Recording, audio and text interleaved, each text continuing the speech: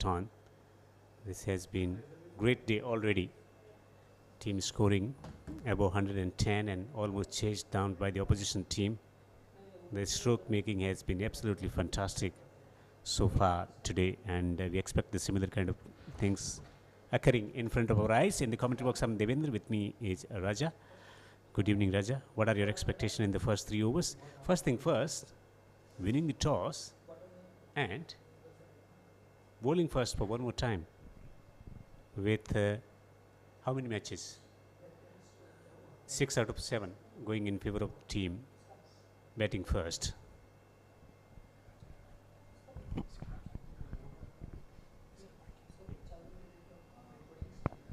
Yeah, they win the good evening.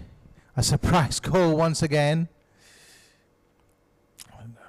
I wish I could find an explanation for that decision, but I certainly don't want to take that task on hand at this stage. Completely bamboozling indeed, that decision to bowl first once again. Mid-off, man at the extra cover, man at the cover point position. Now they're dropping the man at the mid-off position to the boundary at long off, and mid-on is come up in the circle. Excellent delivery. Is there a wicket? He's pleading with the umpire. I think that was really ambitious. There was complete daylight, I feel, between the bat and ball. We'll look at the replay once again and see. Yeah, full and the ball moving away a little bit. There was a bit of deviation, and that's probably what got the bowler interested. Under lights, into the breeze with slip in position. Goes into bowl to right and better. This time goes with a shot through the offside. He has sliced that one. 2 fielders after it. There will be a couple of runs. Was beaten of the very first delivery. This time around the length was slightly shorter, and hence going for that shot. Slicing stroke through the offside. Yeah, this time there was a bit of width on offer, giving the opportunity to the batsman to free his arms and get that ball through point for a couple of runs. And on this occasion, overcompensating with his length and line as well. Wavered delivery and a wide signalled by the umpire. Also keeping in mind with mid-on up in the circle, 2 fieldsmen patrolling on the boundary on the offside, the third man and long off. There is additional pressure of keeping the ball around the off stump or maybe outside the off stump. He guides the ball, rides the bounce and guides the ball and takes a single. Wants a second run. Chance. There can be a chance here, but the wicketkeeper took too long to release that ball, and hence the non-striker was successful in regaining the safety of his crease. I think if there was one thing that comes out at the end of this tournament as an area for development, I would have no hesitation in saying it's the running between the wickets. That's certainly one area that these teams need to work on across the board.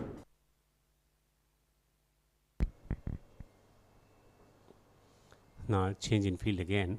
Mid-off is coming inside the circle. Men at the cover point position going on the boundary at the sweeper position. Looking to bowl back of length. This time he has cracked it away. Over the top of the man at mid-off and down to the boundary for 4. Yeah, whipped over the inner ring. I think it was there to be hit, asking to be hit in fact, and making the right kind of choice. Good shot selection on that occasion. Going straight down the ground, over the head of that fielder at short mid-on. Well, in fact, going between short mid-on and short mid-off. And as a result of that shot, we can see both of those fielders are moving back. Hang on a second. This might have been a no ball. They can only post 2 fielders outside the 30-yard circle in the first 3 overs. Now the mid-on is back in the circle. Gets it fine. Gets it over the top of the square leg fielder and down to the boundary for 4. Back-to-back boundaries.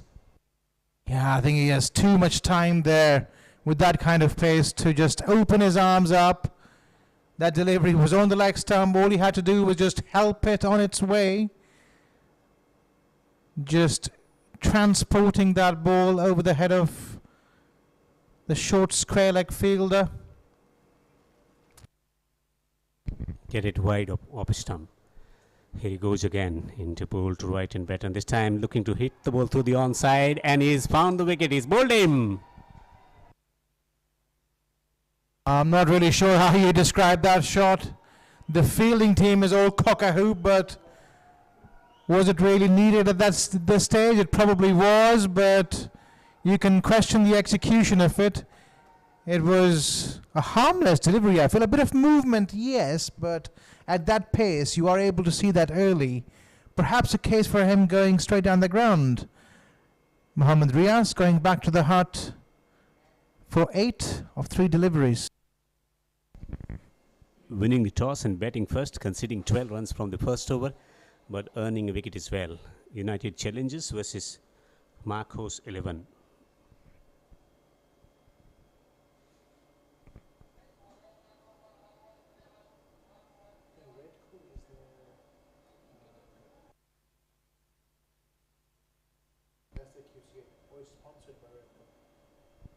Which end is this? Mixed over, 12 runs and a wicket from the first one.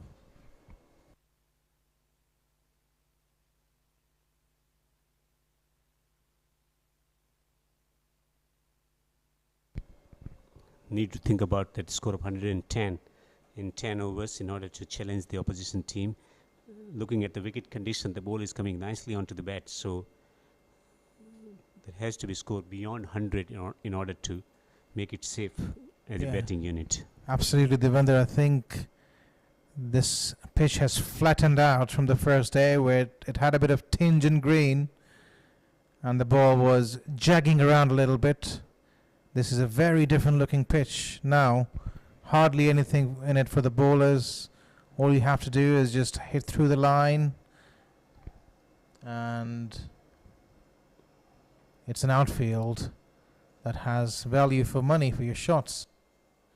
The pitch curator has done an excellent job by making sure that he watered the pitch properly and rolled it as well. No wonder it has flattened up now, and it's good for batting. This time he finds the fielder at backward a point. The batters will go through for a single. And dare I say this, Devendra, almost another run out. I've almost lost count of how many times a batsman has sloppily ran himself out in this tournament. As the crowd gets excited.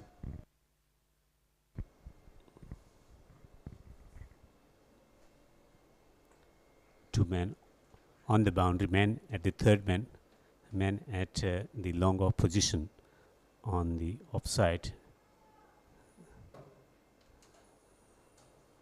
Will be interesting whether he will go down the ground into the breeze or not.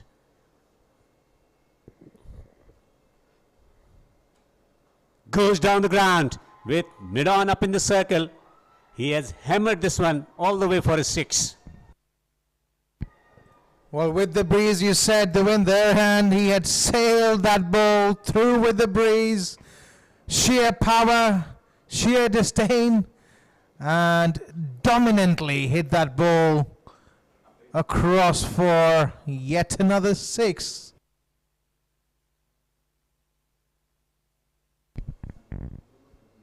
And goes again. Another thunderous strike straight down the ground. And it's gone over the boundary as well. Has it? It has. It has gone for 6. Back-to-back 6s. Well, Daiha is turning it on here. He's setting this stadium ablaze. It's some serious fireworks. The first 2 deliveries have been deposited right into the grandstands for 2 massive 6s. Lewis on to 12 of 2. Nothing changes in the field now, or has there? There is a change. Long off, long on in place now. Well, it was the second and the third deliveries that were deposited, but this time a good comeback by the bowler, bowling it slightly wide of that off stump.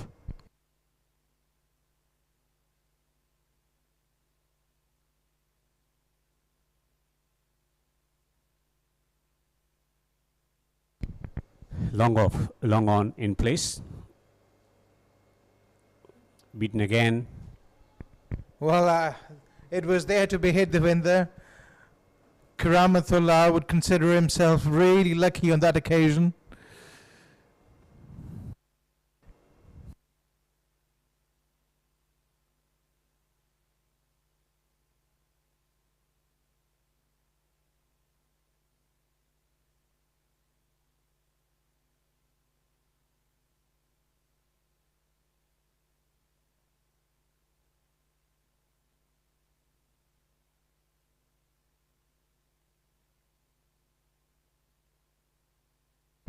Oh.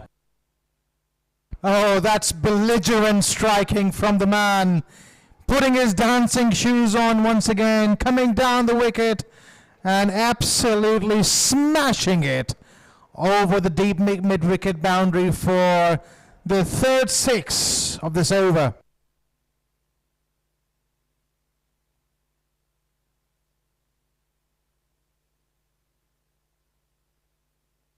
This is what T10 cricket is all about. 3 sixes in the over, the crowd on their feet. Top quality stuff.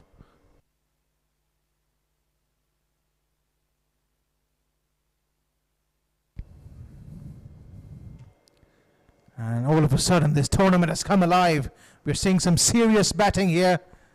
Don't go anywhere if you're watching this at home.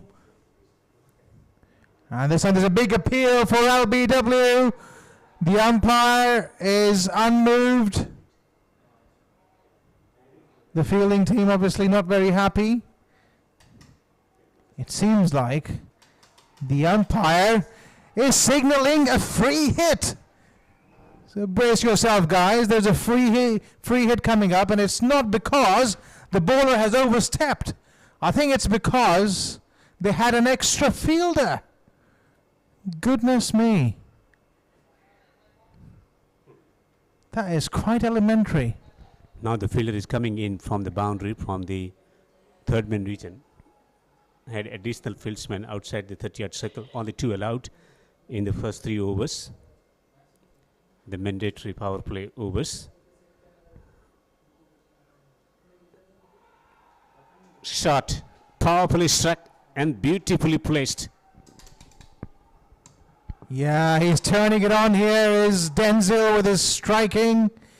He's come out all guns blazing and straight down the ground. That's where he's eyeing them, and that's where he's been able to hit them and hitting them consistently well tonight. I like that backlift of his. I like that swivel of the bat, that swing. He's got the making of a top quality hitter for sure. 22 of just 6 deliveries. Off to a flying start in this innings. 37 for 1. After put into bat, they've been able to utilize the power play conditions to great effect already. This time he gets it over the top and away to the boundary. Away to the boundary for how many? It's gone for 4. Oh, he's in a punishing mood out here. Absolutely cutting loose, capitalizing on anything loose on that occasion. It was coming slightly into him, and he absolutely murders the ball right into the boundary for a 4. Beaten, going for everything. The way it should be, I think, in this format of the game. They haven't lost a wicket off to a flying start. 41 for 1. And only 2.3 overs bowled. Couldn't have asked for a better start. Best start by any team in this tournament in the first 3 overs. Can they get to 50 in 3 overs? That will be the highest score in the power play, I think, in this tournament. And they look well on course to achieve that score. 2 fours already from this over. Captain is under pressure because he can only post 2 fielders in a position from where they can curtail the boundary. Beaten again. Series of outswingers resulting in series of dot balls. 3 back-to-back dot balls here from Qatar. Yeah, I think that they've finally come to grips with his mode of hitting. They're now trying to make him stretch for his shots, bowling it wide outside the off stump, making sure they don't bowl in his range, and that's exactly the way to do it. Finish the over well. And once again, 4 dot balls to finish the over. What a comeback from Qatar in this over. He has completed his quota of 2 overs. He has conceded 21 runs and taken the wicket as well. Yeah, he'd be generally happy with the way he's bowled. He's giving away 21 runs in his 2 overs, and after being hit for those 2 fours, he bowled 4 dot balls on the trot. That is just immaculate stuff. And I think he set a good example as well on where to bowl to these batsmen in these coming few overs. If you have the pace, then look to bowl back of length. You're going to get a little bit of bounce, the spongy bounce. And if you are a swing bowler, then get around good length, and then there is a lot of movement available. Still a new ball. Only 3 overs have been bowled, and ideal conditions to get the movement as well because of the breeze and atmospheric conditions as well. Absolutely, absolutely. There's still something in it for the bowlers here. If they hit the right areas, that is. And this time it was a touch short down the leg side, a wide signal. That's not an area to be bowling at, I'm afraid. He was lucky to get away with that. Any kind of a connection there would have resulted in a result that the bowling side wouldn't have liked.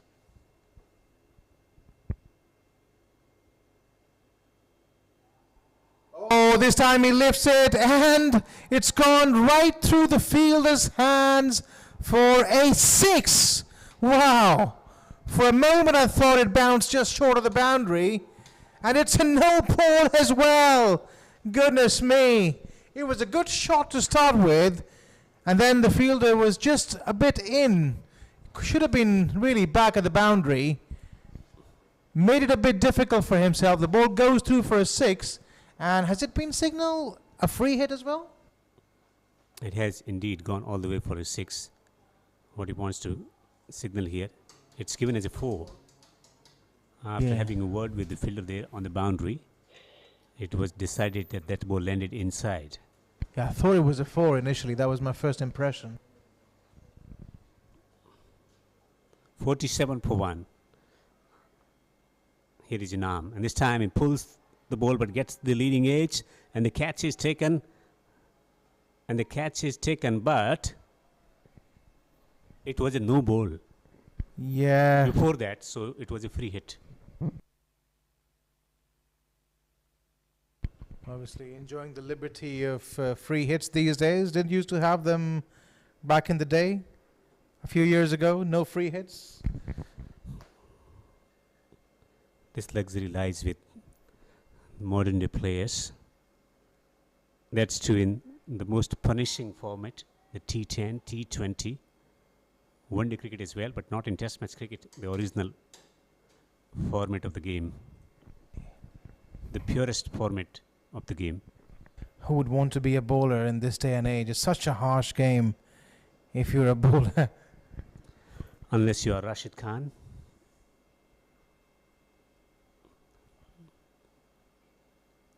Or Jofra Archer, or Jasprit Bumrah, Shaheen Shah Afridi. Yeah, some exceptional names there. Rabada. Yeah, and the probability of you getting there is quite rare, but still. If you're one of those guys, then as a batsman, nobody would be wanting to face you. Pulled away with fine leg up in the circle. He gets it over the top of that fielder and away to the boundary for 4. And it's 50 up as well after put into bat. This has been quite a batting performance already. Yeah, he didn't really learn from his mistakes earlier. He pitched that ball short once again, and this time the batsman didn't miss out. You're talking about the likes of Jofra Archer, Rashid Khan. Rashid Khan in particular. They will get back to it after this ball. Yeah, how good is Rashid Khan in this day and age? Inspiring figures, cricketers germinating from Qatar can think up to him because he comes from Afghanistan.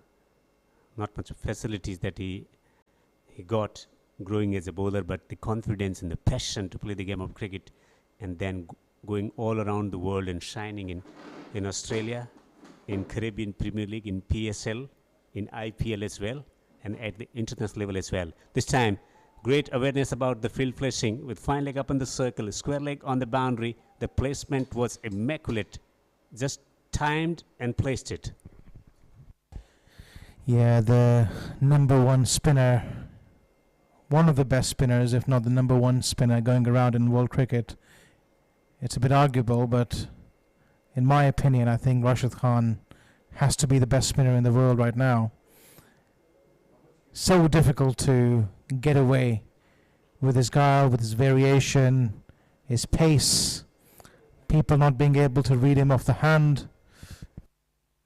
Different grips for the leg spinners as well as the googly master, as they know him fondly everywhere in the world. Potent googlies. He bowls around 4 googlies in 1 over. Earlier it was bowling 1 or 2 googly in an over. Shane Warne, Anil Kumble, other leg spinners from that generation were of the opinion of just using the googly as a change bowl. Rashid Khan bowls around 4 googlies in every over, and still he has been successful. The batsman couldn't find a plan to decimate his type of bowling. And then he's really handy with the bat in hand as well. Can give you quick runs down the order, can hit those big sixes, can chase down steep targets. That has come with better facilities, traveling around the world and getting the opportunity to train with some high quality batters as well as bowlers as well, against the bowlers as well. And when you play competitive cricket and you have the talent, you get the opportunity to polish it. Courtesy his bowling, he got the opportunities and then made sure that he utilized the opportunity to great effect to develop himself as an all-rounder. This time gets the top edge and ball will fly away to the boundary for 4. Well, it doesn't really matter how they come, as long as they come, and that's the mantra the batsman is using.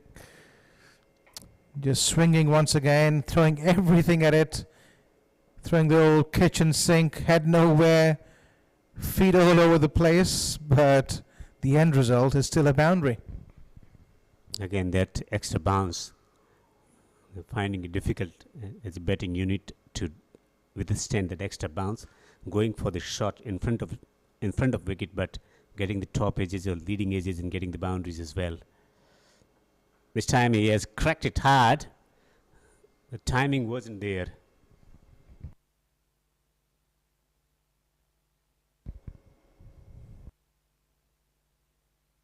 So we've got Rashid Khan. We've also got the likes of Tabriz Shamsi from South Africa and Zampa from Australia. Yeah, the classical leg spinner. After Shane Warne from Australia, this time he has creamed that ball to the man at the mid-off position, and there is a misfield and there is a boundary. Oh, he wouldn't like to see that on the replay, that's for sure. A straightforward ball, really. Should have stopped that. Anyone should have been able to stop that, actually. Maybe Jeffrey's grandmother? According to him, she would have. Oh, another mix-up here. And both batsmen almost ending up at the same end. Lucky to survive that. Yeah, coming back to that topic of leg spinner, it's a fascinating one, isn't it? Leg spinners, wicket-taking options, aggressive options, can go for runs. Not in case of Rashid Khan, of course, but generally, leg spinners are perceived as bowlers who are a bit expensive, but can get you wickets. Zampa, as you rightly pointed out, is another one. Amit Mishra, Imran Tahir from South Africa. This time he hits the ball away on the onside. There will be run. Yeah, Imran Tahir is another one who bowls very similar to Rashid Khan, quicker in pace, lots of variations, will bowl lots of flippers, straighter ones, googlies.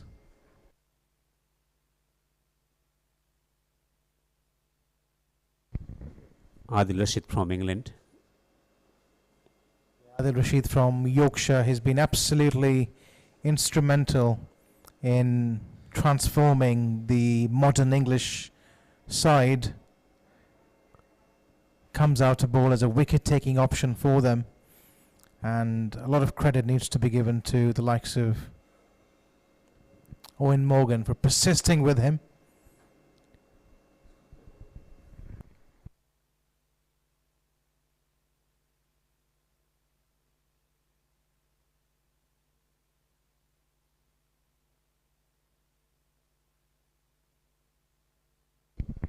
Five overs have been bowled and it's 70 for 1, stroking the ball at the rate of 14 runs per over.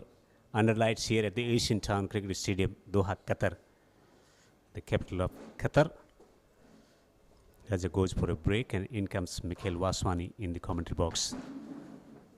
Off to a blistering start already. After put into bat, that decision of winning the toss and going against the trend of batting first has proved quite costly for the bowling department, Mikhail. Goes high this time once again, plays it towards the sweeper cover region, another misfield, and what a start this has been for United Challengers. 70 for 1 in 31 deliveries. This after they've been put into bat, they've capitalized. Ramsey, another tossed up delivery that's been picked up as well. But has he found the fielder? No, just above him as it sails into the long on. Stands for another 6. I'll tell you what, if you want to have a look at some good hits along the ground and over the ropes, drop by the Asian Town Cricket Stadium. Was standing on the edge of the boundary rope there, but it had flown over him for a 6. 78 for 1. Cracked away. The placement is immaculate. It's gone for 4. A thunderous strike from... Well, Denzel has come out of his den this evening, this time on the up, and just slammed that through the extra cover region. It was in the air for a while, but in the vacant area. Lot of power behind his hits. United Challengers are challenging the opposition. Gives the charge once again, plays it towards the cover point region. No protection, that should bisect the fielders. That's another 4 back-to-back boundaries. And he's racing ahead. And in the process, he's also got to his 50. What a sublime innings he's played. Under pressure, 52 in no time. He's batting with a lot of freedom and aggression. Shot making, he's taken his chances as well. And in between, played some delightful shots along the ground as well. His timing, his placement, his footwork, spot on. 52 of just 21 deliveries. Third half century in the tournament. Earlier today, Adnan getting to a half century in the match number 7. This time he gets the gap. Will be chased from the fielder. They will collect a couple of runs here, but this has been a game-changing half century already. 52 of 21, utilizing the power play, mandatory power play conditions, and still continuing with the same flow. Just adding some perspective into the numbers, 86 runs for United Challengers, 52 coming, beg your pardon, 88 now, 54 coming from the bat of Denzel. Goes to show what an impact player he's been up front for the Challengers at the moment. Hanaf at the same time 20 of 10. What a perfect fiddle he's played. Second fiddle, perfect foil. A costly 6th over. 18 runs coming off it. And at the moment, the Markhors, after winning the toss and fielding first, have only been running on all parts of the ground. They've been sent on a leader hunt. The highest score so far in this tournament is 131. looks like the way they've been going about this business, it will be breached tonight. Oh yes, this has been a very fine exhibition of six hitting. Lot of home runs along the ground as well. They've looked very, very good this evening. What a toss to lose for United Challengers. 88 in the sixth over. They're looking at the highest total in the tournament at the moment. A blessing. Fine leg is up in the circle and the placement is absolutely spot on. Just guiding the ball behind the square for 4. Devendra, quite rightly so. They are on a leather hunt at the moment, but they have been helped by some very ordinary bowling. The bowlers are not sticking to their field, and runs being scored on all sides of the ground. In front of the wicket, square of the wicket, behind the wicket. It's coming thick and fast, and it's coming without much fuss or risk. Persists with the same field. Down the track, it's gone high up in the air. There is an opportunity. A late realization resulting in ball landing between the two fielders. Make that 3 fielders, as many as 3 converging, including the bowler as well, who for a split second thought he had a chance to go and grab that. But it was always the catch of the fielder at square leg. Chancing on their luck at the moment and looking good to get to 100 in no time. United Challengers are on a highway to the highest total in this tournament. Denzel has a strike, 54 of 22.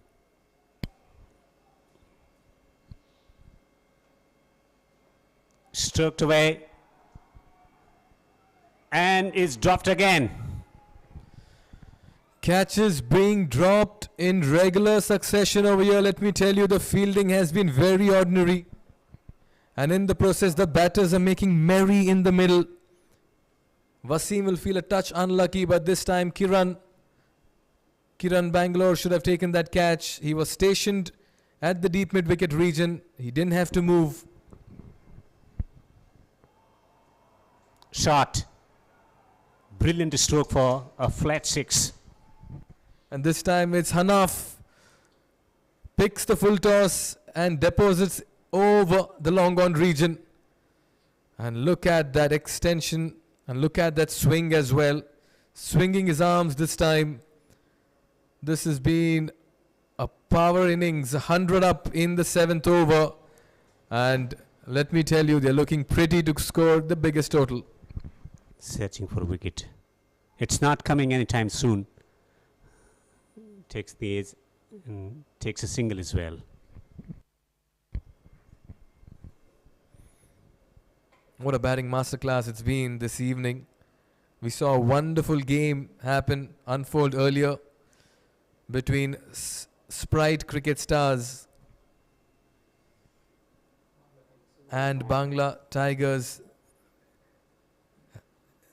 And once again goes big, goes high, gets the distance, and that's a handsome strike over the long on boundary for another 6. Denzel and Hanaf are turning it on here at the Asian Town Cricket Stadium. Gives the charge and picks it on the up, and there he goes. A baseball strike. He had given a real thump to that. Ball travelling all the way for a 6. Power. Plenty of power behind the stroke making. They're continuing to leak runs here at the Asian Town Cricket Stadium. 7 overs bowled, 107 for 1. There's every chance of going beyond the highest total so far in this tournament, 131. I'll tell you, the number of 6s and 4s will make a very interesting piece of statistic in this particular game. By far, they have looked a side that has only believed and dealt in boundaries and big hits. And look at this partnership. 32 of 17 for Hanaf. He's not missed out. But Denzel Daya-Lewis has just taken off 61 of 24. And they're batting at a run rate of 15.29 at the moment. With 24 balls to spare, they look very good to score pretty at the moment. And the field is being spread and changed rapidly every delivery. So they got man and third man on the boundary, on the offside, man at the backward point, 3 on the onside. More changes in the field. Third man is coming up in the circle. Fine leg is up in the circle. Square leg on the boundary. Mid wicket on the boundary. Man at the long on, long off, and now men in front of square on the offside on the boundary ropes. Straight to the fielder.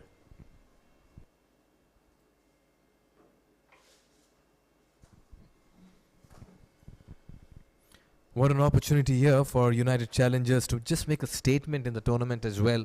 They've already done it by getting to 100 in the 6th over. I beg your pardon, the 7th over. That in itself shows their batting muscle and might in the middle. He's away through the onside. The fielder is a mere spectator. It goes into the stands for another humongous 6. Oh, that's monstrous. Stand and deliver.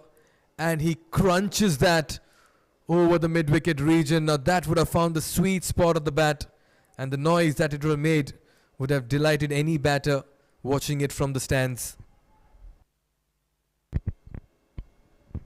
Dismissed from its presence, clobbered away for a huge 6. None for 26 in 1.2 overs so far for Kirima Ullah. Pressure. That's what happens when you've been hit for a 6 in only a second delivery. The line, the length, everything has been wavered. The fielding too has been all over the place for Markhors.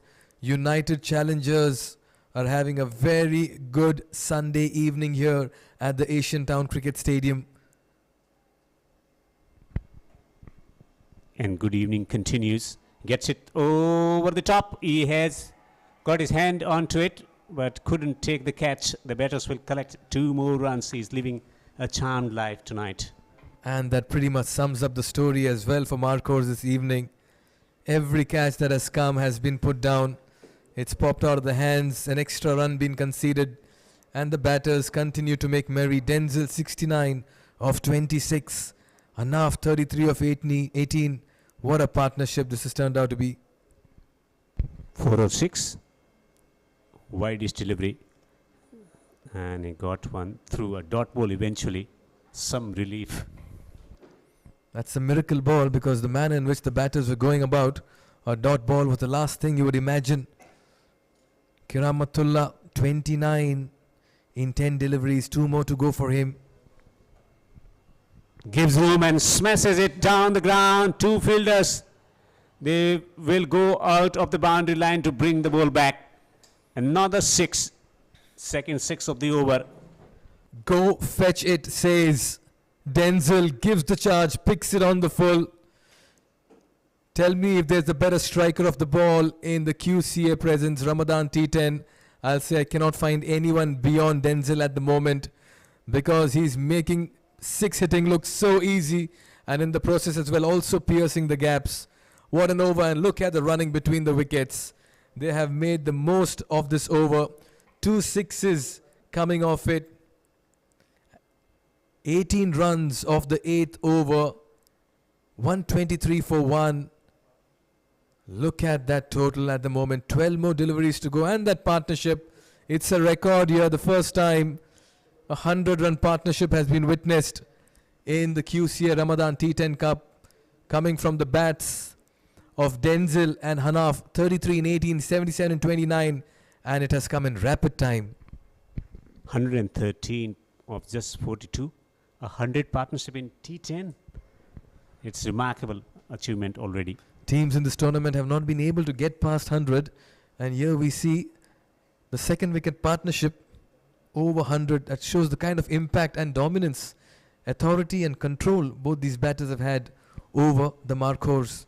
Can they get to 150? Sure, 131 will be breached in this over. That's for sure. The way they've been going about the business of getting runs here. More changes in the field. Man at the mid-wicket on the boundary, long on, and square leg. Fine leg is up in the circle. Third man is up in the circle as well. Beaten with a little bit of extra bounce. Much better line this time. Got to keep it somewhere around the off stump or slightly outside of it. You don't want to give them the license to free their arms. Don't want to bowl it into them as well. Both are batting and can see the ball very well at the moment. Abdus, can he keep the batters quiet? He's got the height. Can he dig the ball into the pitch? This time beats him again as he looks to give a bit of room to himself to carve the ball through the covers with extra cover inside the circle. 2-dot balls, quite a rarity in this particular innings. Not many bowlers have tasted success. You can imagine by the wickets column over there, only one wicket has fallen. 125 runs been scored already. Under lights from the QCA, and this time he slices the ball over the top of the man at the backward point. An opportunity for batters to collect 2 more runs. What's been really good about this innings of United Challengers is the shot selection and how clean the striking has been, Devinder. No half measures. They've gone after the bowling, they've played to a plan, they've taken their chances, and all the boxes have been ticked for them. Chose the right areas to hit as well. Plenty of shots straight down the ground. Whenever it was shot, it was cut disdainfully. Takes the edge. Streaky, lucky. It's a boundary. Don't bother running for that. The ball has enough legs to get to the fine leg boundary. Fortune favours the brave, and sometimes the rub of the green goes with the team that's taking their chances. That could have easily crashed into the stumps through an inside edge, but it decides to go for a 4. So runs continues to come from the bats of Hanaf and Denzel. Denzel 77, Hanaf on 39. 6 runs already from this over. And this should be caught. Eventually the partnership has been broken courtesy a short lifting delivery, a leading edge. A little too late in the day for Markhors, but they'll take it. That's because it's not just a wicket, a dot ball as well in the process. That catch too almost popping out of his hands. Well, that's been the story this evening, but another very fine innings and a very fine partnership comes to an end. United Challengers have looked superb this evening with the bat. Hanaf departs for 39. He's done his job and he's given his partner good company, scoring at a strike rate of 169. And that's been the highlight of their innings. They have scored it very rapidly.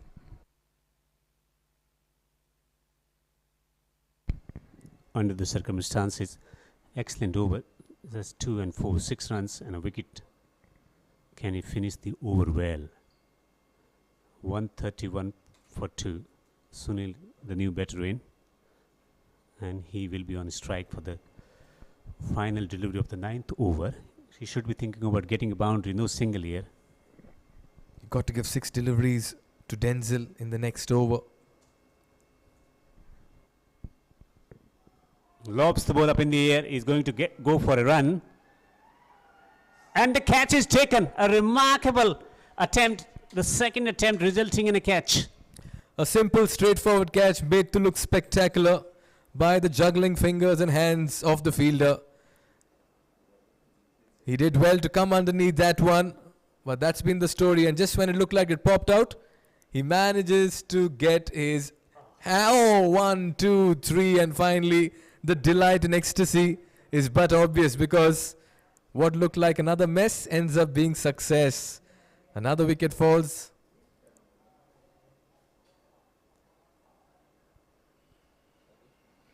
Good news is that Denzel will retain strike with the new rules coming into play now. Yeah, you cannot cross over. That's a good rule as well. Otherwise, you give the opportunity to a set batsman rather than new batsman coming in and facing. The new batsman should be exposed to that challenge of facing the first ball against a bowler in rhythm. That's something that is so exciting about the game of cricket, but excellent recovery. Look at that catch. I'm sure he will go back and see that on replay, because it made for some very fine and entertaining visuals there. A juggling catch is always going to draw your attention.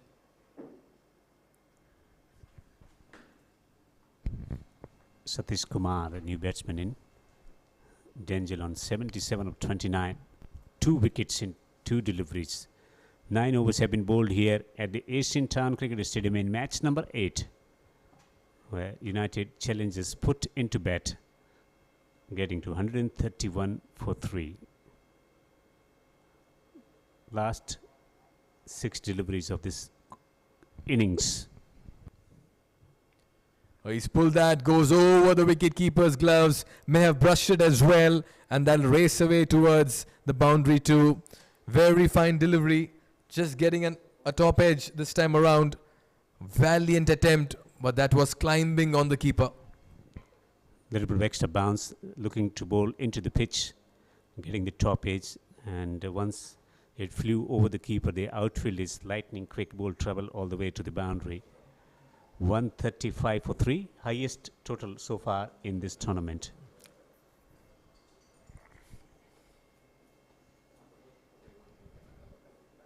This time plays it towards backward point. They're running the first run fast. Nicely fielded. They come back for the second. So Satish Kumar as well has begun on a very aggressive note. Oh yes, it's a record score at the Asian Town Cricket Stadium in Ooredoo presents QCA Ramadan T10 Cup powered by Elite Sport. No team has managed to score these many runs in 10 overs, and it's United Challengers who've done it. Total of 16 days of event, 16 teams participating as well. Top edge, this should be caught. Oh, has he dropped it? He has dropped it. That's been the story throughout the innings as well. They can easily make a drop catches package this evening by the Markhors. Some simple regulation catches have been put down, and they have allowed the United Challengers to score runs merrily and readily in the middle. Danger has a strike and gets a bouncer and gets a dot ball as well. In arm. Wicketkeeper too failed to collect this delivery on the way to him. Wonder what's with the fielding this evening by the Markhors. Has the decision backfired of fielding first? Certainly it has. Because whatever we have seen so far in the tournament, team winning the toss and batting first, just one exception. This time he gets the inner edge. Everything is working for Denzel tonight. You can position 20 fielders on the ropes, but the ball will still manage to deceive everybody and go to the boundary. You cannot set a field for this. The bowler also just feeling the anguish as he realizes that nothing can be done over here as the batters are inching towards the 150 mark. I think he has come to the ground after watching a highlight of some highlight package as well, boundary package. Everything working. Everything is going through the gap wherever it is available. The final delivery. Picks it on the full this time around. He's got the distance on this one as well. It's another home run. Denzel, you beauty, single-handedly has completely mauled the opposition this evening. Walked into bat, dictated terms, this time making room, playing it over the extra cover region as it sails into the boundary for another 6. He has pretty much dictated terms this evening, and United Challengers pose an imposing total of 148 for 3 in their 10 overs. Delightful batsmanship from Denzel, getting 87 in the process as well of just 32 deliveries. Had a great partnership with Hanaf Mohammad, 39 of 23 from his blade as well. 100 plus partnership and record smashing total here at the Asian Town Cricket Stadium after put into bat, getting to 148 for 3 in 10 overs with the run rate of 14.80. It has been quite a show, quite a determined show in the batting department by the team United Challengers. 2 batters getting the opportunity at the top of the order with the potential of destroying the opposition bowling attack. They've been helped by some poor fielding as well. Plenty of catches going down, and most of the bowlers suffered to the hand of Denzel in particular. Oh yes, take a look at that economy rate. 10, 18, 16, 9, 18, 19. That pretty much sums up the story here for Markhors. This after they decided to bowl first. Two wickets for Abdus Samad, by far the most impressive bowler. He is the only bowler who had the economy under 10. Only 3 wickets to fall. The first one at the score of 12. Second one at 131, and by the end of it, you could see that scoring at a run rate of 14 and over, the United challengers completely blew the opposition away, scoring 148 for 3 in their first innings. Wickets to fall. They lost the first wicket for 12, 2 for 131, and then third wicket in the 140s. So that's the situation. We take a short break. When we come back, Markhors openers will be in the center, in the chase, requiring 149 to win in 10 overs.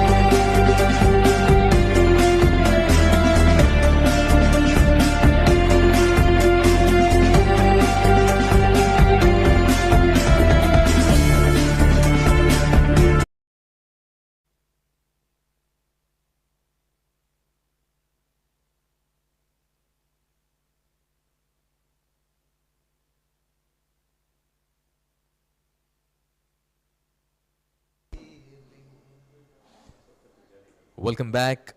The chase is on at the Asian Town Cricket Stadium as the match between Markhors and United Challengers is poised, with Markhors requiring 149 runs in 10 overs.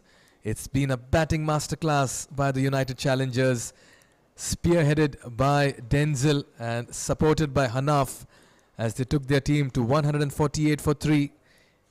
Batting first in the combox, giving me company this evening, Raza Anjum. Raza, what an evening it's been for the batters. Oh, absolutely. Denzel derailing the bowling attack of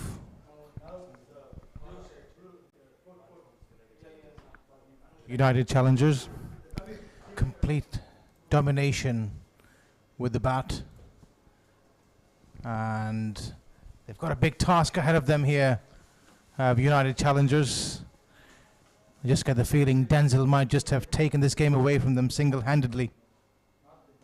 Oh yes, winning the toss, fielding first, conceding 148. They're playing catch-up.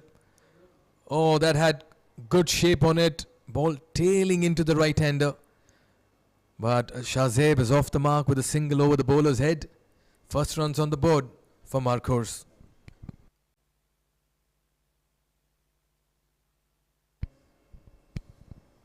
Yeah, they need to go from the word go, and the first 3 overs, so crucial. It's a bit of a cliche, yeah, the first 3 overs, but in the context of this game in particular, where you're chasing a mammoth total, it becomes ever so important that you make use of the first 3 overs.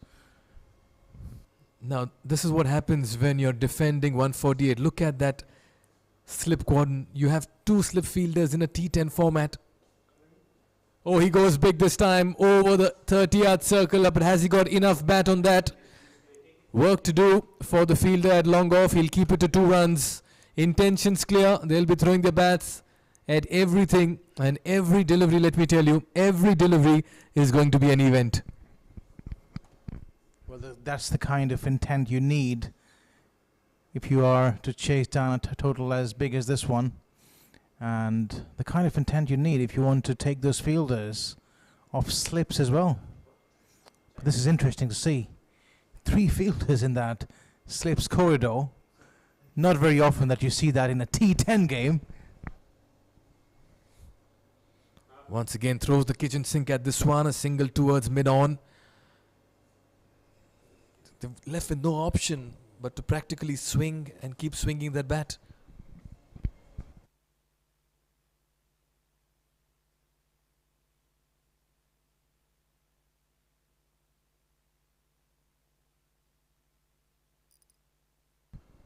So only the swing can make you the king in this format of the game. That one holding its line. I'll tell you, one number that will be haunting them is that asking rate. It's at 15.54, and with every dot ball, it'll only be climbing into their mind.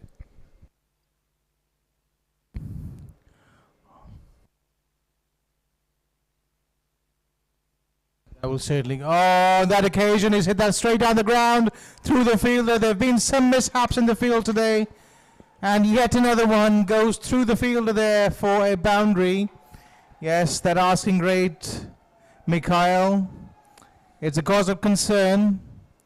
It's definitely something that's going to cause a bit of anxiety in the batting camp.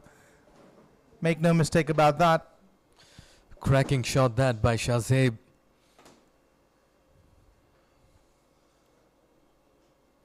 This time plays it down the ground towards mid-off for a single. He's looking good, Shahzeb. He's middling it very well. The ball is nicely coming onto the bat. The contest is on. Such a good wicket as well to bat on. An absolute batting paradise. We saw on the first day of the event where there was a bit of grass on the wicket and the ball was moving around. All of that is completely out of the window now. Raza, looks like you're all set to pad up and go at number 3. I'm still missing my partner at the other end, and that has to be you. The partner has retired long back, my dear friend. But a very fine first over in context of the game, simply because They need to be scoring at 15 and plus, and having conceded 9, Nasser will feel he's done a fairly decent job. As much as I would like to go out there in the middle, this is a task that I would leave to the United Challengers batsmen. The Markhors batters. I beg your pardon, the Markhors batters. Imras to bowl from the Qatar cricket end. Second over. New ball in hand. 148 as cushion. Oh, that's been picked up. Fine leg up in the circle. That's always going to be 4. All he had to do was just go over it. Now this was a very poor delivery, angling into the right-handed batter, drifting down leg. And the batsman says thank you very much as he helps it over the fine leg boundary. We said he's looking good, and that shot is exactly why we were saying that. Minimum of effort there, just a flick of the wrist, looking down on the ball, and so well balanced at the crease.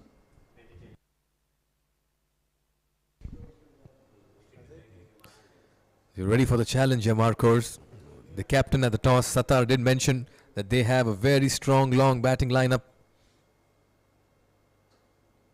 Oh, looks to go big. No way in the line of the delivery, not getting behind it. Rush of blood sometimes.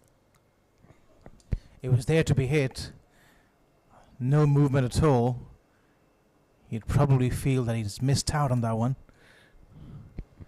Could easily have deposited it anywhere around in that vacant offside region. There is no fieldsman patrolling the boundary on the offside, mind you.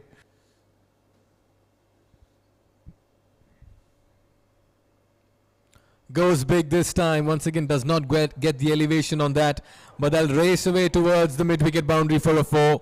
There was protection, but he really couldn't cut it off in time. 4 welcome runs here from Markhors. They won't complain. It was a streaky shot, didn't really middle it, but it doesn't really matter because it's 4 more in the tally. It's quite a vociferous dugout of Markhors. Was wondering where the support is coming from, but they do have an army as well. They do have a support army coming in as well. The 12th man that we call, the fans, the crowd. Every run is being cheered for.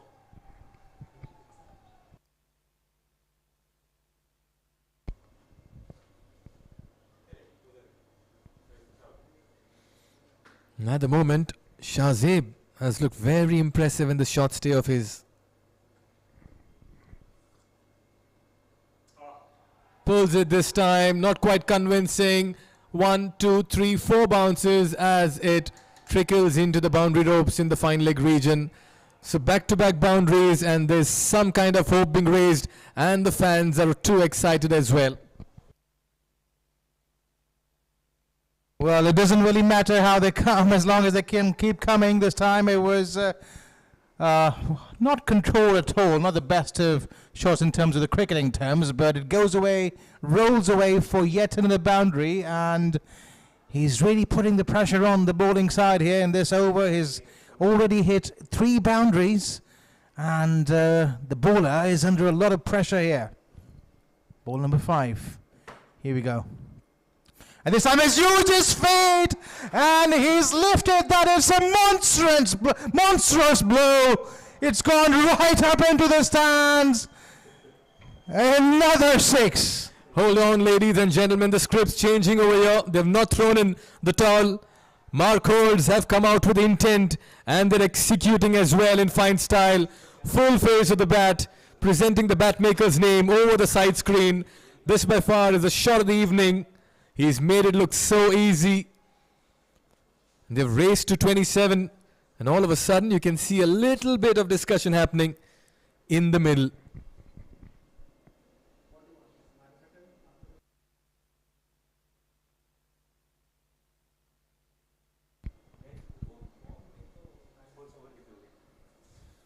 Three fours and a 6 already in this over.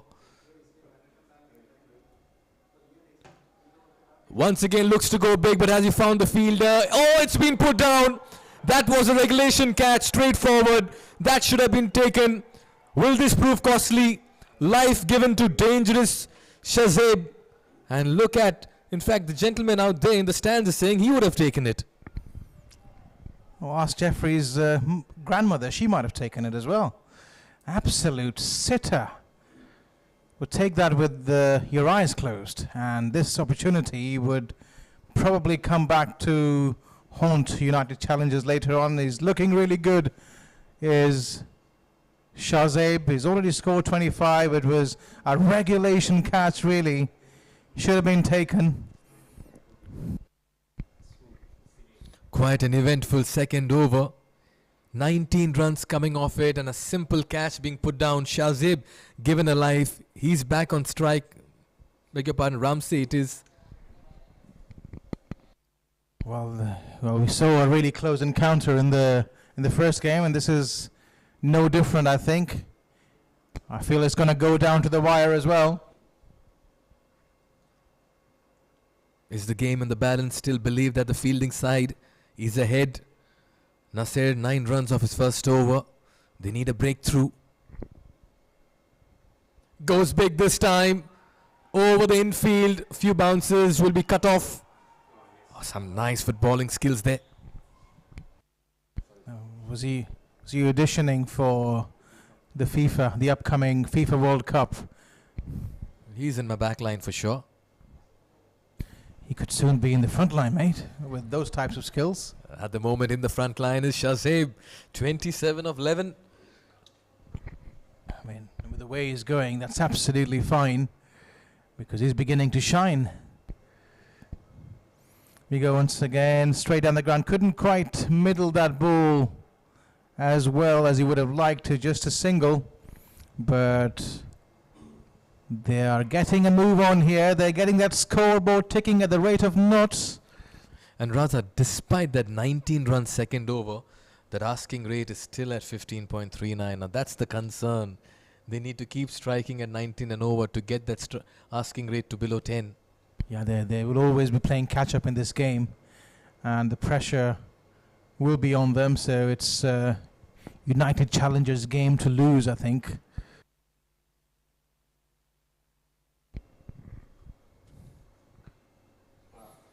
Goes big, gets an outside edge on this one. He'll race down the third man boundary for a 4.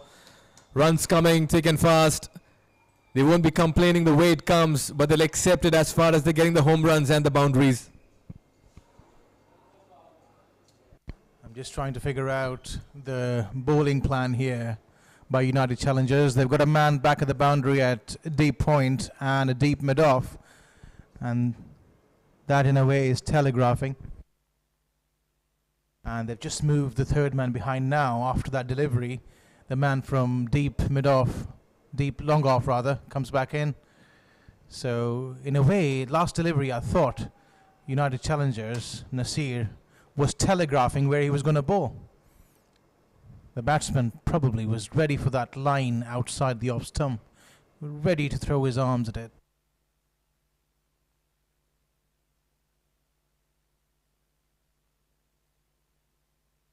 Still 2 slips in place. Oh, a swing and a miss. It's interesting. Captaincy. He's really aggressive in his mindset. He's still got 2 slips in place. He's looking for wickets, even in this format of the game, which is good to see. But how far and how long can he afford this? Absolutely, particularly at a time when there's not much movement in the air or off the seam or off the pitch as well. Inside edge this time, fine leg up in the circle. Runs coming behind the wicket at this point in time. 1 over third man, 1 towards the fine leg region. 2 fours in this over, and that's why it's important. He removes that slip and just positions and stations his fielders at the right areas. And a bit of French cricket again in Doha. Markhors wouldn't mind that. It's a 4 nonetheless. Raza, there's no short fine leg at all. He has a slip and an unconventional short third man and a backward point. And now there's a change in the field. Mid-on pushes to long on. Third man comes up in the circle. So you practically have 3 fielders behind the wicket. Make that 4 fielders behind the wicket. A backward point, third man, short gully and a slip. And he drills that handsomely towards the side screen region. He'll say you can change the field wherever you want, but for a 6, you will only remain a spectator. Well, stand and deliver. He smashed it, absolutely smashed it. And then he just stands there and admires his effort. Well, it's interesting how they had so many fielders behind, and despite that conceded 2 boundaries, one towards the third man region and another one towards fine leg. 3 overs 46, still the asking rate at 14 and a half, 103 needed in 42 deliveries. Ramsey has joined the party alongside Shazib, and both of them have put on 46 for the first wicket in the power play. Plan on for the Markhors over here. They are not going down without a fight, and at the moment they are chasing this target. And that required run rate, let's talk about it in a bit. Required run rate 14.71. As we can see, the title sponsors of this tournament, Ooredoo, they have sponsored this tournament. Remember, Ooredoo, the #1 telecom company in Qatar, bringing this tournament live to you from Asian Town Stadium in Doha. As we head into the second half, the second passage of this play, after the power play is over, the field will move back now as Farhan comes into the attack.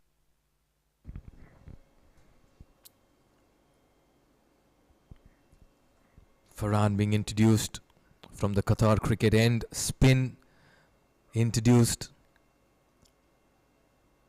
Long on, long off in place.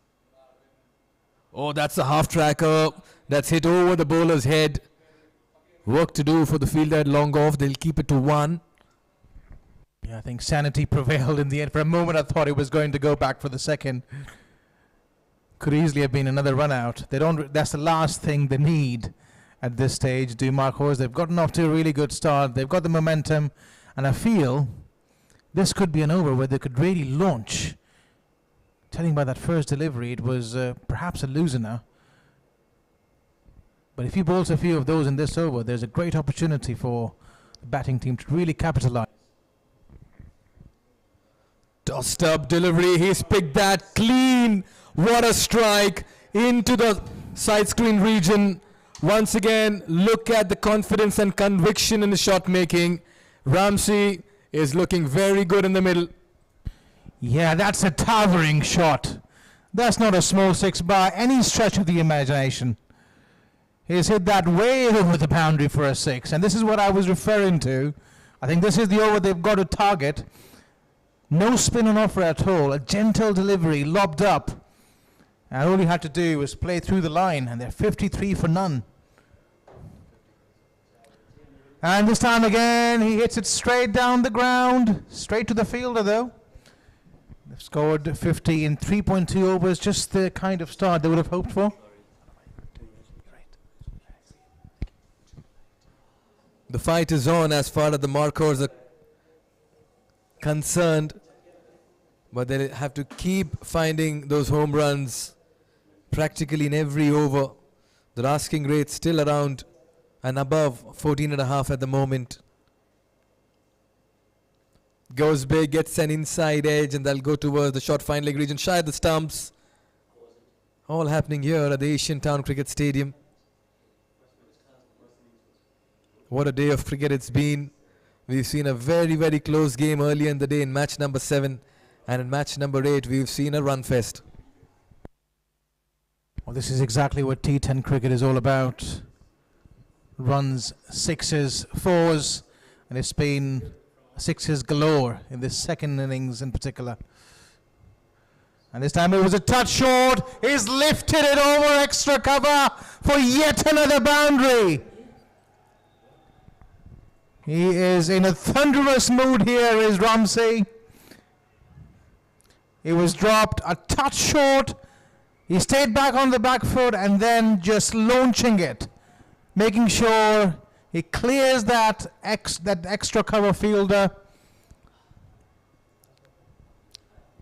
and gets another. And it's gone again. Is it big enough? It is big enough. What an over is this turning out to be? It's 19 of the over. This over looks like a phone number. And it's Ramsey calling the shots in the middle. He's turned it on. And he's dealing in boundaries. Stand and deliver, just clearing that right foot of his over the fielder at long off for another 6. Both these batters have decided attack is the best form of defense, and they have been in counter-attack mode. Yeah, 19 of that over. Just the kind of over they needed. As we have a look at that partnership, 65 runs of just 24 deliveries. Ramsey scoring 34 of just 10 deliveries, and Shazib has partnered him well for his 30 rather, beg your pardon. So, yeah, they're moving along nicely. This is exactly the kind of partnership they needed up front if they had any chance of chasing this target down. It would be fair to say they've conceded way too much bowling first. 148 in 10. Even the best batters will feel the heat when chasing it. Satish Kumar introduced into the attack. He'll be bowling from the Elite Sports end. Conceded 7 runs in his first match of his. What a counter-attack this has been from Shazib and Ramsey. All 10 wickets intact.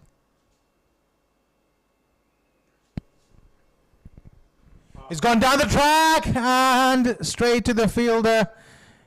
It's great to see from the cricketing point of view, though, so many runs being scored. The crowd that has turned up here in numbers is being thoroughly entertained. This is what T10 cricket is all about. And in the process, already 200 runs have been scored. 148 plus 60 odd runs. Just goes to show the kind of surface that has been dished out by the curators and the kind of cricket on offer as well. I'll tell you what, at no point the fielding side should feel the pressure. But clearly they'll be concerned with their bowling being torn apart in the middle at the moment. Yeah, what can they do here to get a breakthrough? They've been a bit overexcited, in my opinion. They've made too many fielding changes. This time wide outside the off stump. Obviously he's feeling the heat. He doesn't want to pitch it anywhere near his zone. So the heat is certainly on. They've got to do something here to pick up a wicket, to break this partnership. And he comes again, Satish Kumar tosses it up and he's cut that one away. There is a fieldsman back there at deep cover. He restricts it to only one. The field has been spread out. You can see that on the onside they have a long on mid wicket and deep square leg. There's only one fielder inside the circle behind the wicket, and on the off you have 3 fielders inside the circle and 2 outside guarding the long off and sweeper cover region. That's been picked up over the bowler's head. It'll go for another single, and this is where the problem lies. They can't drop in momentum, Raza. Yeah, absolutely. One good over. I think the United challengers know that it's just one good over they need to get back into this game. And is this the over? Just the 4 runs off it. He has to finish well. Wide once again. But I like the kind of pace that he's bowling with. We've seen in this tournament. Slower, flighting it up. Not giving any pace to the batsman can do the trick. Oh yes, this is a passage of play where proceedings slow down. Not just in the pace, but also the scoring.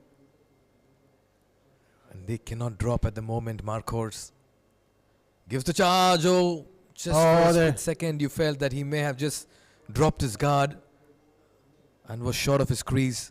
I think it'll be hard to hit him straight down the ground with that pace.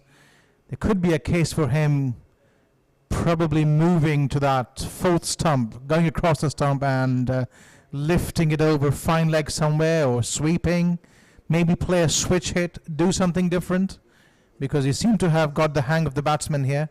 We'll have to see what strategy the batsman comes up with in the last two. Oh, he's picked that up towards the mid-wicket region. Has he found the fielder? Just brushes his fingers, maybe goes over it. 4-6. So the run's coming from Ramsey's bat, and he's finding the big hits as well. He was quick to launch onto the back foot and play it in the mid-wicket region. Yeah, exactly how he should be bowling this batting against this kind of bowling. Just wait on it. It's slow, but you have so much time in hand. You can wait till the cows come home. We'll have to see what he does on this delivery. Will he go on the onside again? I think he will. No, outside the off stump. He was eyeing that mid-wicket region again.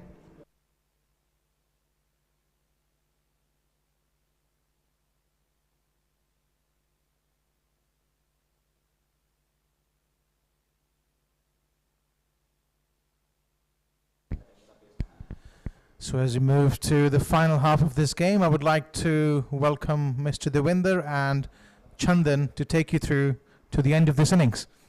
Thank you, Raja. Thank you very much. 76 for no wicket, chasing 149 to win.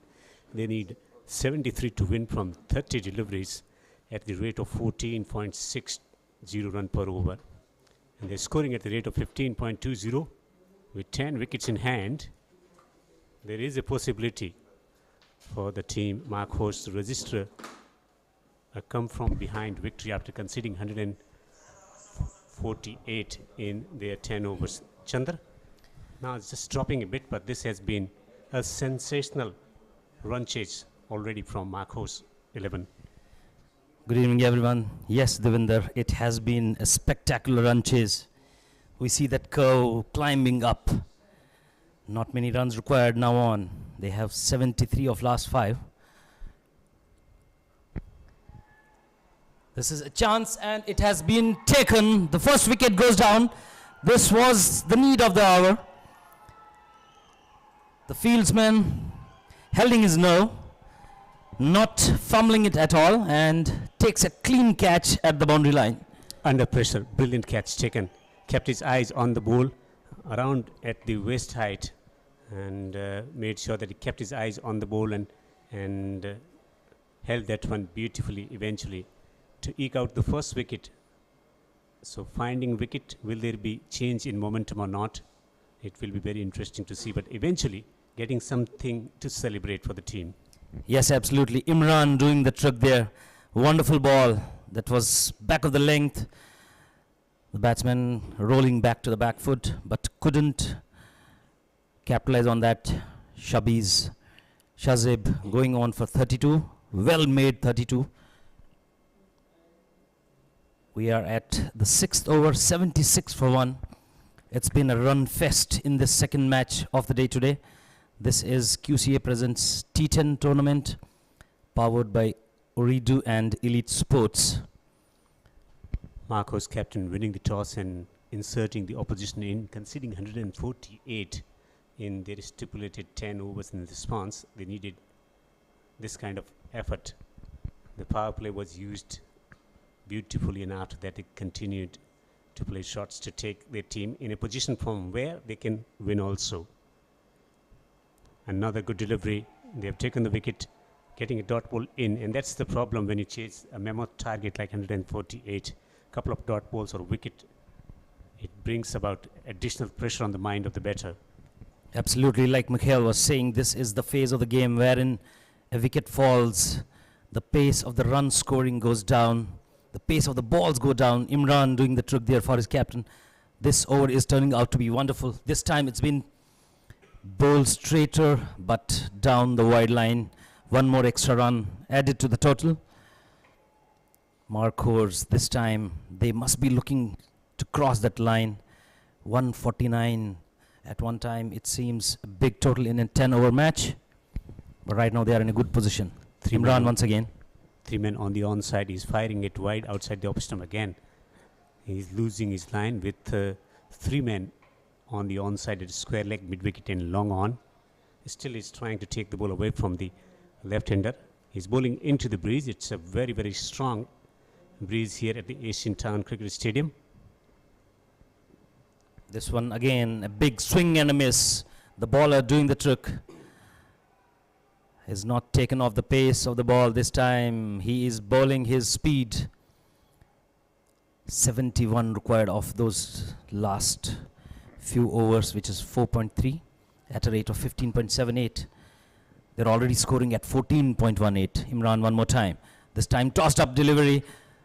Completely missed by the keeper as well, but again an extra run.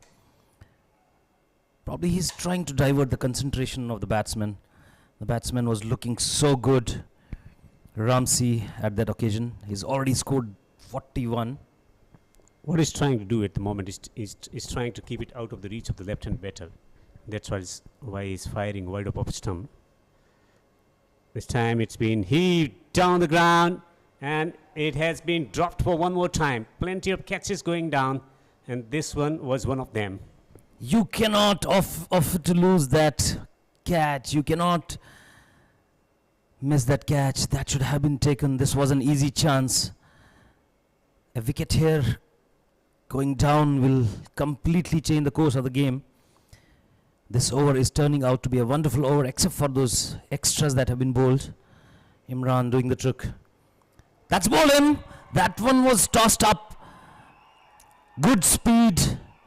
Did not give any room to the batsman. Second wicket goes down, and this is where the change happens. The captain keeping that confidence in his bowler. Wonderfully bowled. Straighter. No room whatsoever there. Another one bites the dust. Match winning over this. Just conceding 5 runs and taking 2 wickets. 2 dangerous batters who were going berserk have been sent back in the pavilion. Ramsey also goes for quick fire. 41 of just 17 is bowled by Imran, and Imran has certainly directed the game towards his team with that excellent over, just conceding 5 runs and taking 2 wickets. 81 for 2 now. At one time when we saw that hitting in the first 5 overs, this over is the game changer.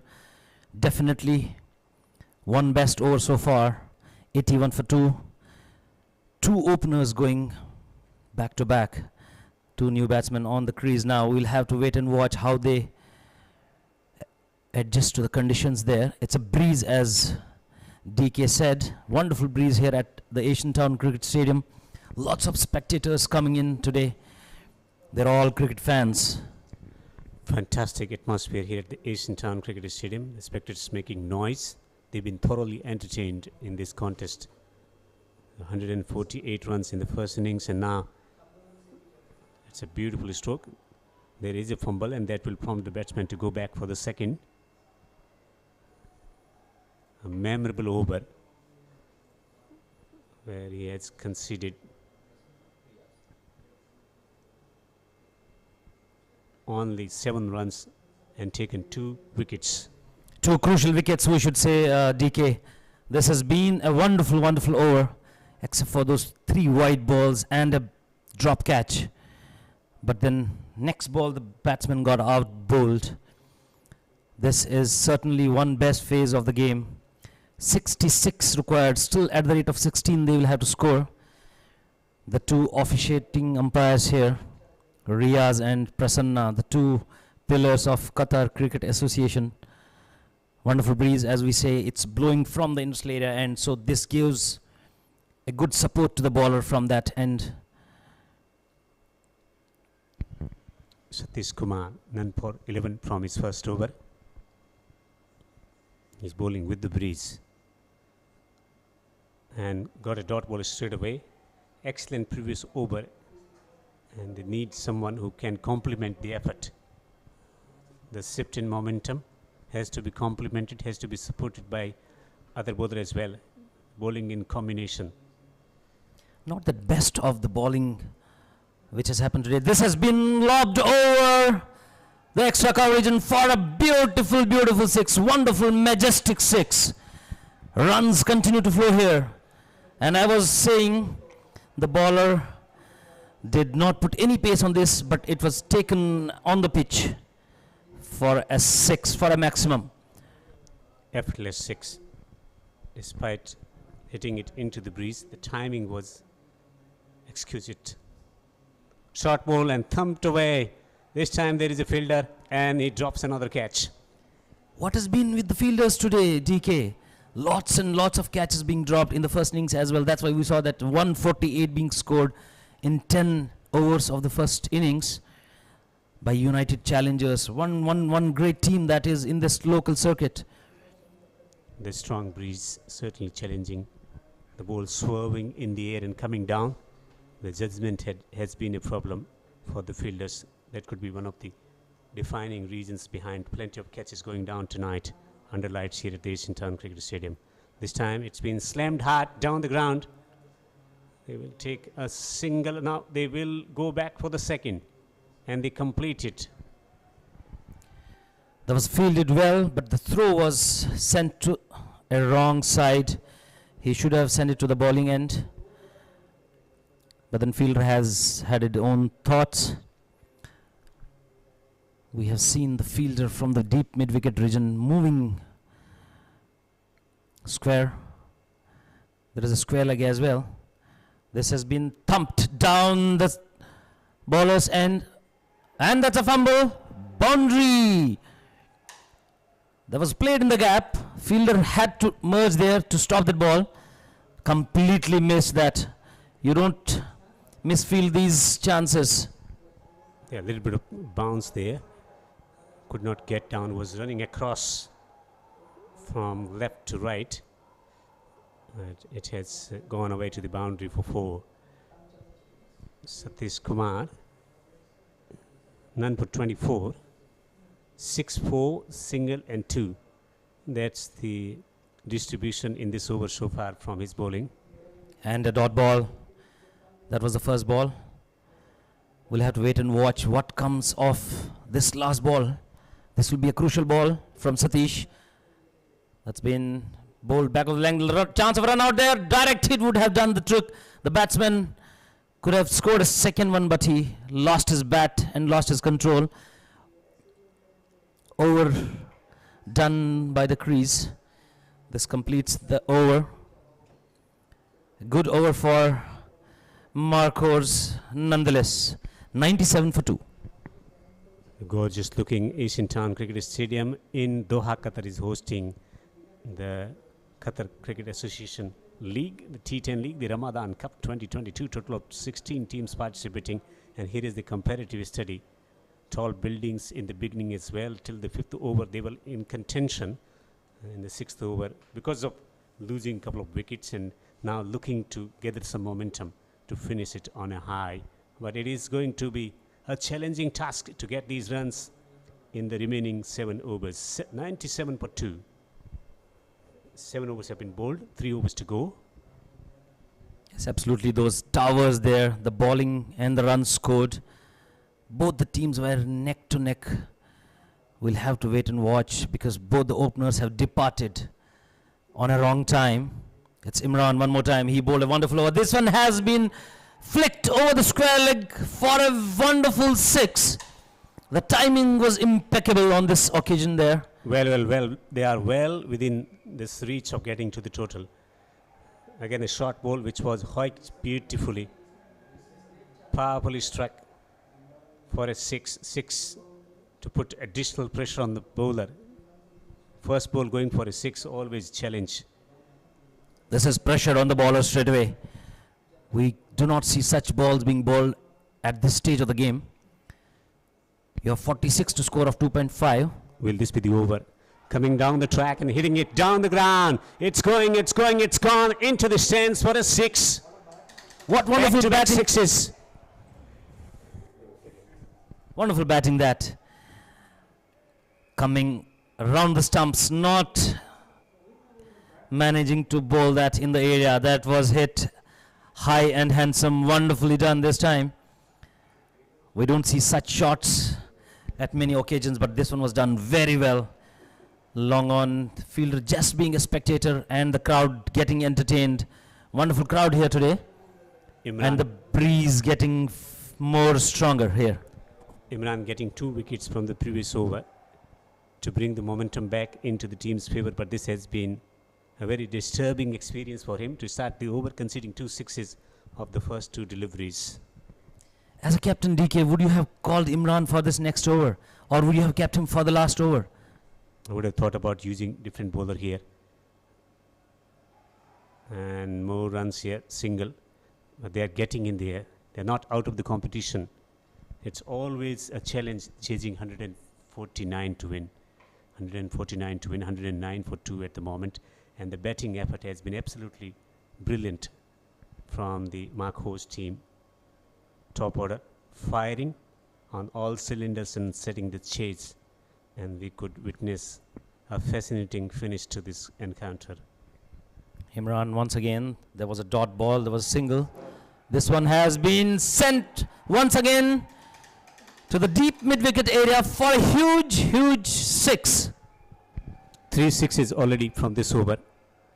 Again, the length has been the problem. He's bowling into the breeze and dropping it short.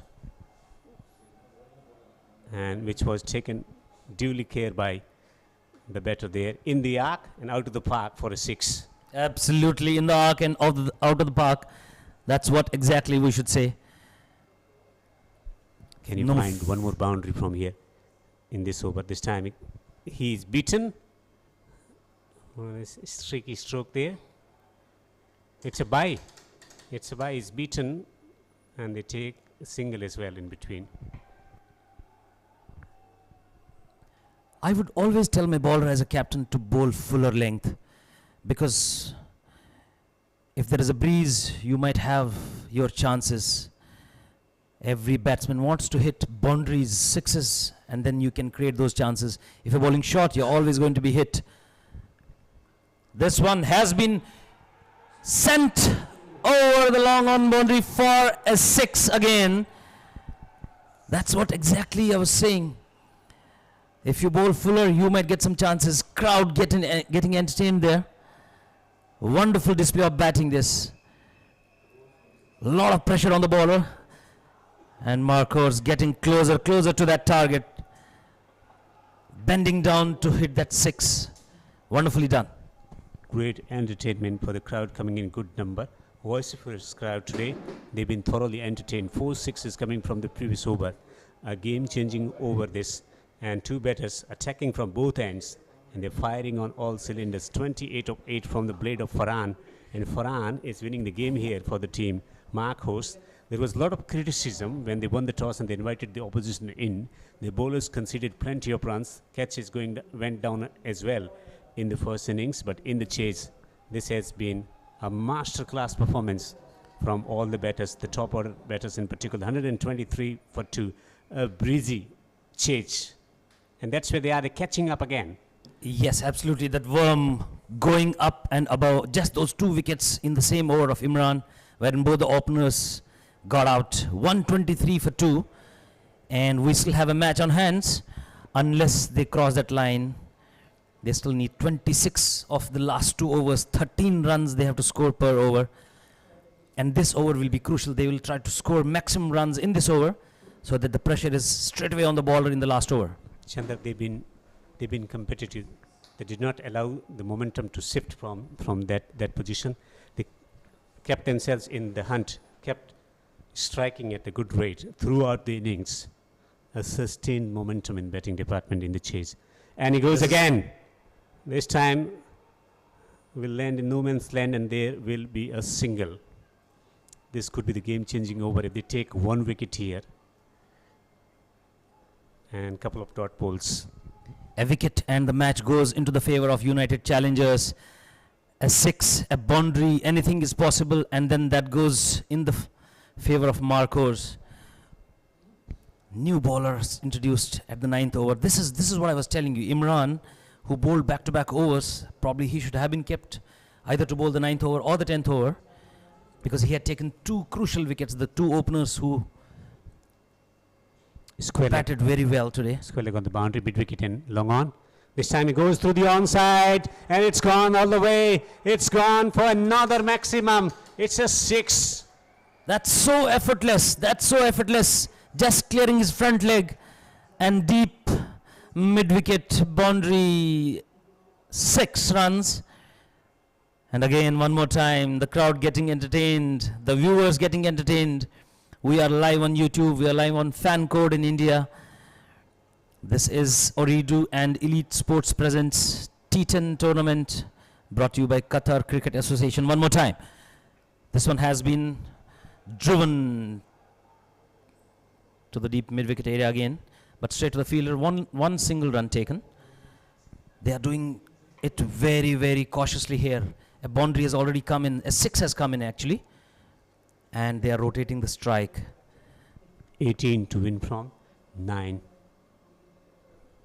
Not a difficult task in a T20 game, T10 game as well.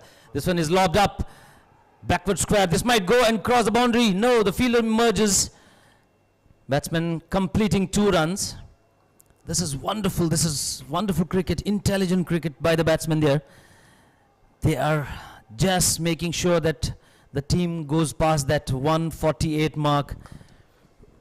When they scored 148, everyone had written the opposition out of the contest, but this has been quite a response. He gets the ball over that fielder and away to the boundary for 4. Another boundary, more cheer from the stands.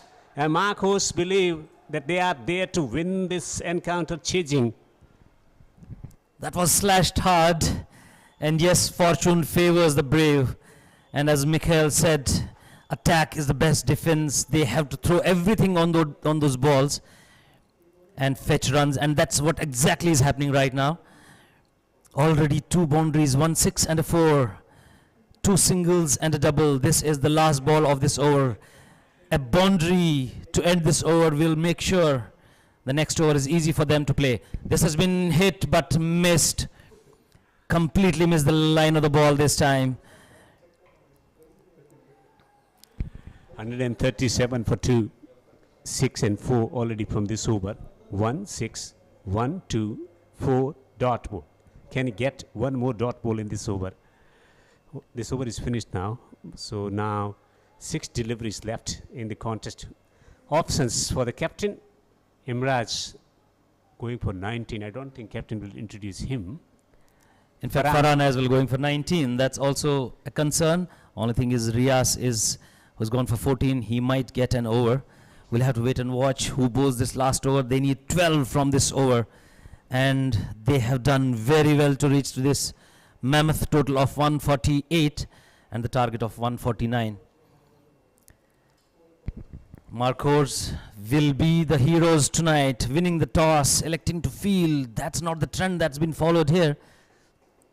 Qatar Cricket Association and this particular stadium is known for batting first and winning the contests.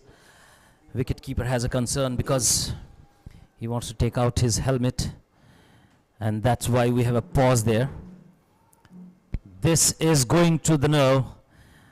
It's all a contest about boundaries and dot balls now on. The 6 last balls. This will give us the result of this game. DK, what do you reckon? The batter is counting the field, how many fielders on the offside on the boundary.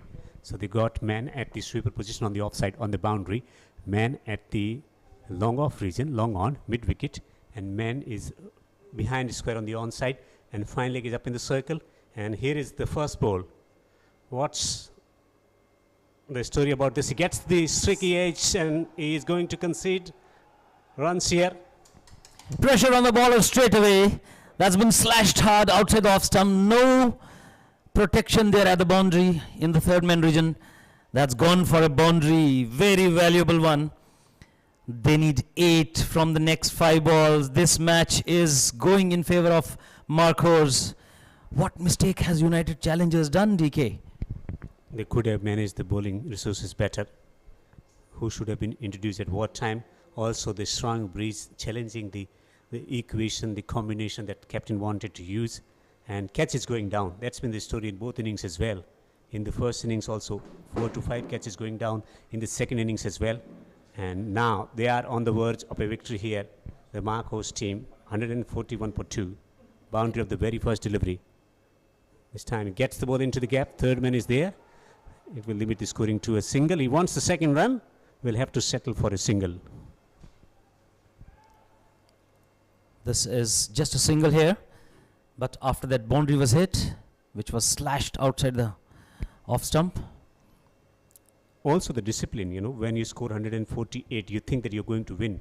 You need to execute your plans. You may have the resources, but if you do not have the necessary discipline to put the ball in the right areas, they need a bit more clarity about their game plan as well. Yes, we accept the fact that it's a challenging situation because there is a strong breeze coming into the bowler, but they should have chosen the right bowlers to bowl from the right end, and at the same time should have concentrated more on the process rather than looking at the big total and thinking that they will definitely win this contest.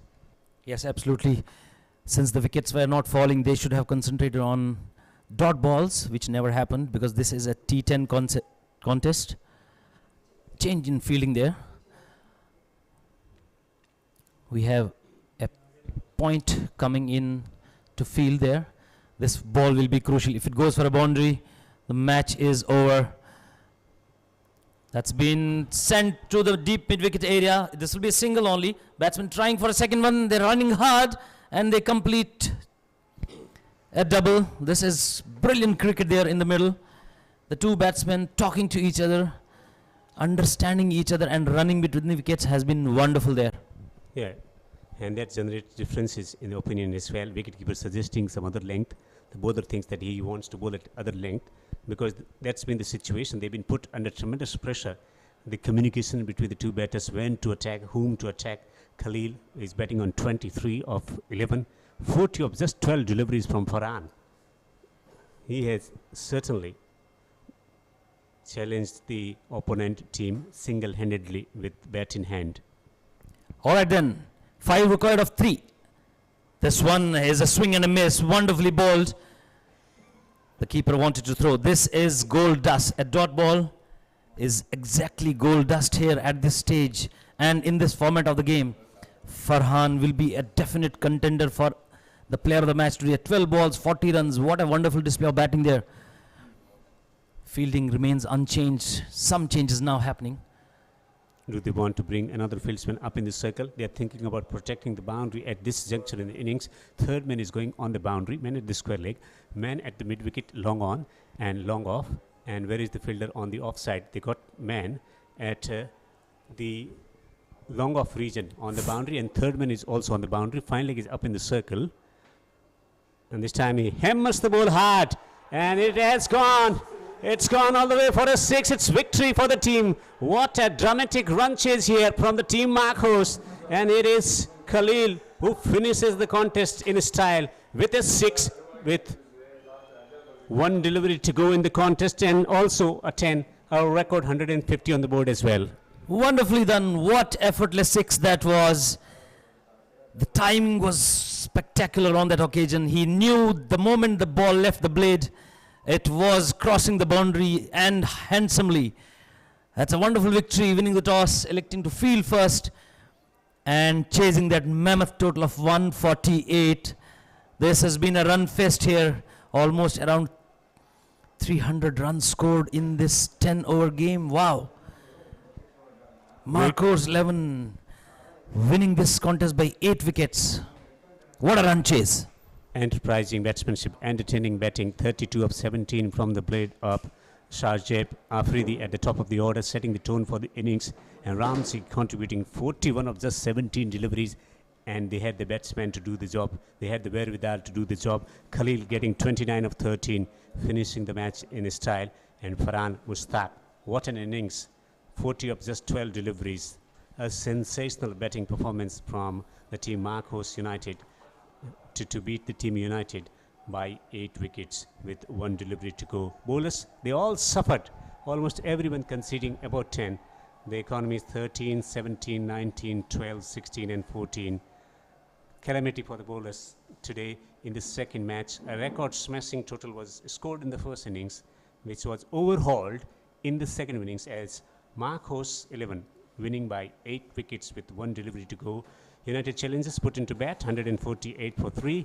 Denzel getting 87 of 32, and then Hanaf getting 39 of 23, and Abdus getting 2 wickets for 18.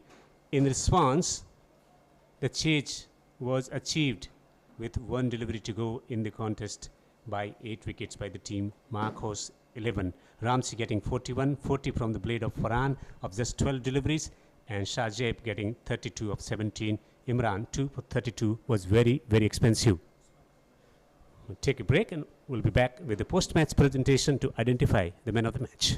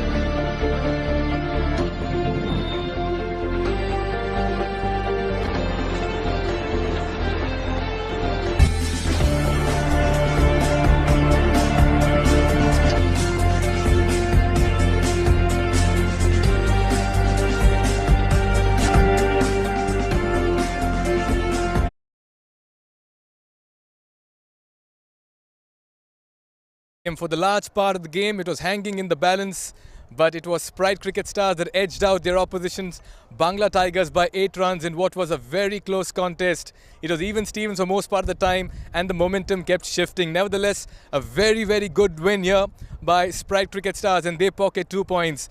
Good evening and welcome to the presentation. We have the Player of the Match award to be given, but before that, we'd like to call upon the captains for a quick chat as well. First up, we'd like to call upon Saif Khandekar, the captain of Bangla Tigers.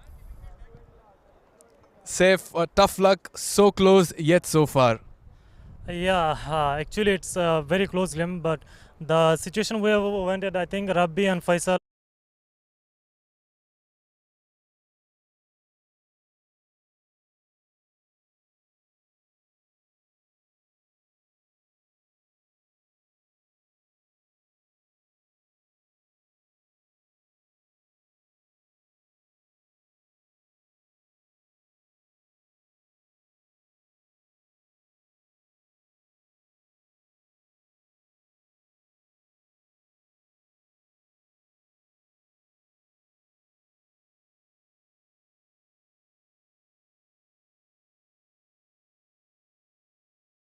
Well, cricket has been the real winner tonight, and fair to say, this match has ended up being a box office hit and by far the best match so far in the Ooredoo Presents QCA Ramadan T10 Cup powered by Elite Sports.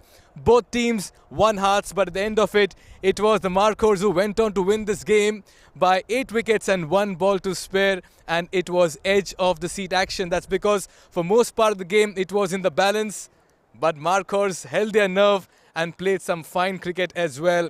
And for United Challengers, it was a story of so close yet so far. Nevertheless, just the right time to call upon the captain of the United Challengers and have a quick chat with him. Please come along, Sunil Raina Dalmeda. Sunil, this one will be very difficult because for most part of it, when you all scored 148, which was a record total first up, did you think at the halfway stage you had that 1 foot across the finishing line? Of course, our players played very well. 149 was a very good score in this wicket. And the way Marcos batted, it was wonderful. At the end, we did some silly mistakes by dropping some catches and misfields. We lost the match. Where did you think you actually lost the match? At what phase in the game? Because for most part of it, for the first 6 overs, it looked like you were very much in this particular contest. Yeah, the first 3 overs we were bowling good in line and lengths, but their batsmen playing very well, good shots. And as I said, the catches always win matches, but we couldn't able to grab those catches. A word on Denzel, he looked brilliant this evening. Absolutely, that was one of the best performance in this ground, and I hope very best for him for the coming matches. You all have played exceptionally well. Don't lose heart. You've put up a very good performance by creating a record first up early on. All the very best for the remaining games. Thank you so much. Right, captain of the United Challengers, Sunil Ryan Dalmeda, tried really hard. Just the right time to call upon the winning captain now, Abdul Sattar, for a quick chat. Abdul, you have a lot of support up there as well. Lot of support this evening for you. I'm sure they've really enjoyed. That's because you've dished out a super performance. Yeah, actually, thank you very much for calling me here, and thank you Ooredoo, thank you Qatar Cricket Association to give us this opportunity to play at this venue. At the very beginning of the match, we knew that we are playing with the toughest team of the tournament, and we knew that we have to do this. I believed in my boys, I trusted my boys, I had belief in my God, and that's what we did. At the toss, I asked you, you've decided to surprisingly field first, and you told me we have enough batters to chase any kind of target. Actually, I knew they have a strong batting lineup, and I knew my boys can do and can chase any runs. So that's what I went for them. At the halfway stage in the dugout, when we all were coming out to chase, what was the discussion? At the beginning, I told my boys it's 14 runs per over. And that's what you have to chase. Everyone has to give their share, and this is what they have done. Well, you all have pulled off a heist. Very well played. And you've just given everybody out here a lot to cheer about. Congratulations. Thank you very much. Thank you. We are all here for excitement, and this was the excitement, actually. Thank you very much. Yes. What a performance here. Wonderfully played. Just the right time to call upon Mr. Mansoor Ahmed, the national team manager, to give away the Player of the Match medallion, a gentleman who served Qatar cricket and continues to serve in his capacity across various roles. So good evening and thank you for gracing the occasion. Well, we had quite a few contenders this evening. Fair to say, everyone has put in some fine performances. We saw Mohammad Ramsi with the bat getting 41 and 17, 3 fours and 4 sixes. One of a very fine performance he put across. Then we had Denzil Daya, 87 runs in only 32 balls, 7 fours and 8 sixes. And Farhan Mustaq from Markhors, 40 runs and 12 deliveries, pretty much sealed the deal for your team as well. And today, for the first time in this tournament, we have a joint Player of the Match award, which we rightly feel is the best way to go forward. It's going to be Denzil and Farhan from both the sides who can come and collect this award. Mr. Mansoor, you can give away the award.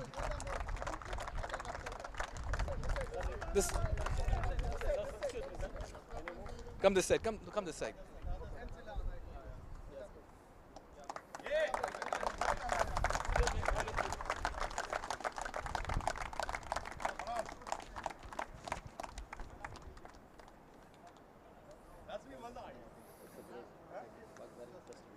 Yeah, thank you, Mr. Mansoor. We'll have a quick chat with both the boys.